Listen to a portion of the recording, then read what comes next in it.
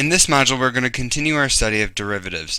Specifically, we're going to look at differentiating logarithmic functions, functions that have a product or quotient, and then we're going to obtain higher derivatives by repeatedly differentiating.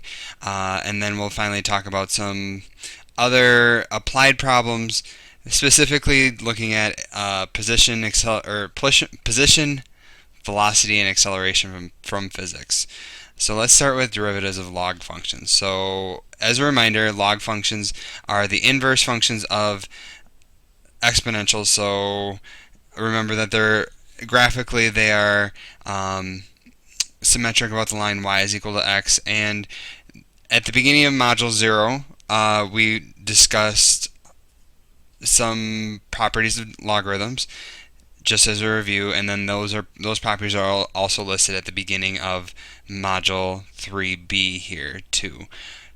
The derivative of a log function is defined to be for the natural log of the absolute value is just 1 over x. And the reason we have absolute value, and this should be absolute value too, I'll correct that, is because normally our domain for log is just all positive numbers, but actually the derivative can be extended to be all numbers different from 0. And this is the reason this is because of the way that the derivative for the log function is done through the proof, which we omit here. Just know that you can actually have absolute value, so any negative numbers in here will work, which is why we have the absolute value. So for natural log, the derivative of the natural log is just 1 over x, and remember this is Leibniz notation with the d dx. And if we have any other log, base a, that is different from e, again we need the base to be positive. That derivative is just 1 over x times the natural log of a, and this is shown more explicitly in the notes. Essentially you just do a change of base formula, and natural log of a is a constant. It's like 2, 4, 8. So just keep that in mind. But in general, what we want to do is we want to say if we have a function f of x that is different from 0, it's the same thing. The only difference is this last part.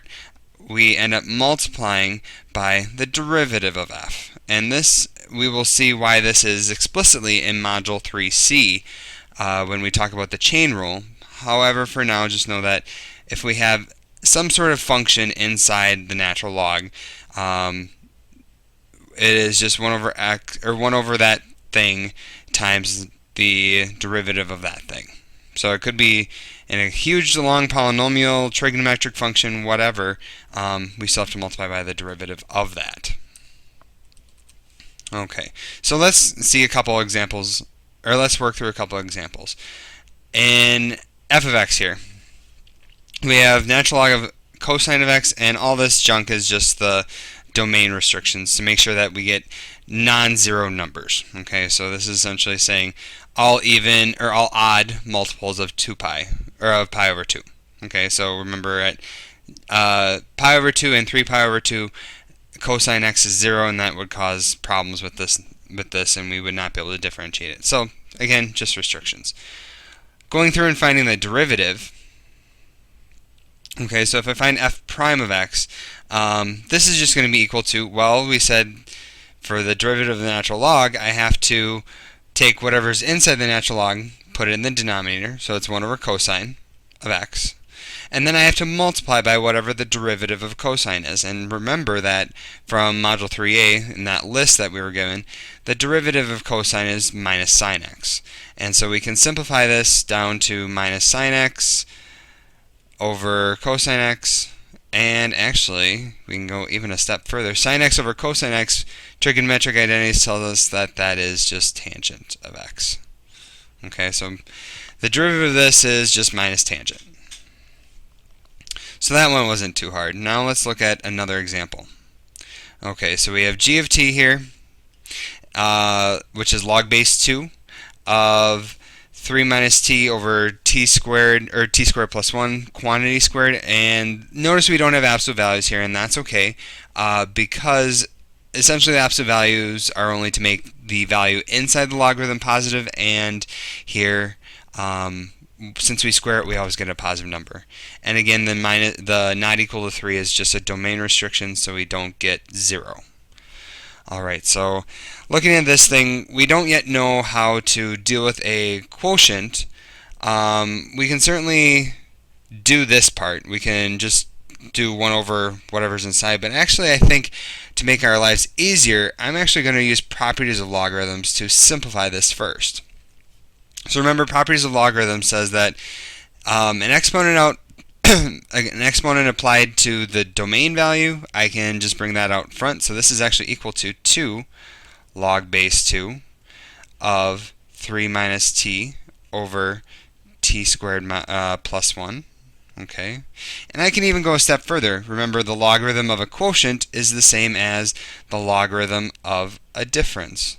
So I can write this as 2 parentheses log base 2 of, and then the numerator, 3 minus t. So essentially I'm just expanding the logarithm here to make my life easier. Minus log base 2 of t squared plus 1. Okay, and now, so this is still equal to g of t. And so now this I can actually differentiate when using the known properties. Now this is a constant multiple, so that stays up front. And then now I have a difference, and I know how to do the the derivative of a difference from module 3a. So g prime of t is equal to, that constant stays out front, and now I'm going to take it piece by piece. So this part is going to be 1 over, and then let's see, it's going to be 3 minus t natural log of 2. By definition, the 2 comes from the base of the logarithm, times, and then I need to take the derivative of this part, which is just a minus 1. Alright, and then I'm going to have a minus, and let's see, I'll have 1 over. I just stick whatever the domain value is, or the domain expression is here, so that's t squared plus 1. Multiply that by natural log of 2 because of the base.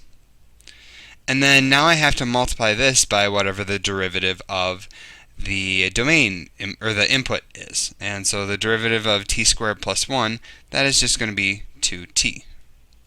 And close that big parentheses, and I'm done. You may, if you wish, you can simplify this further. I'm going to leave it as it is because it doesn't really simplify a whole lot more than this. So that's a basic, quick rundown of logarithms. So remember that you can always use the properties of logarithms to expand an expression if you want before you actually compute the derivative. So basic rundown on logarithms, and in the next video we will look at the product and quotient rule.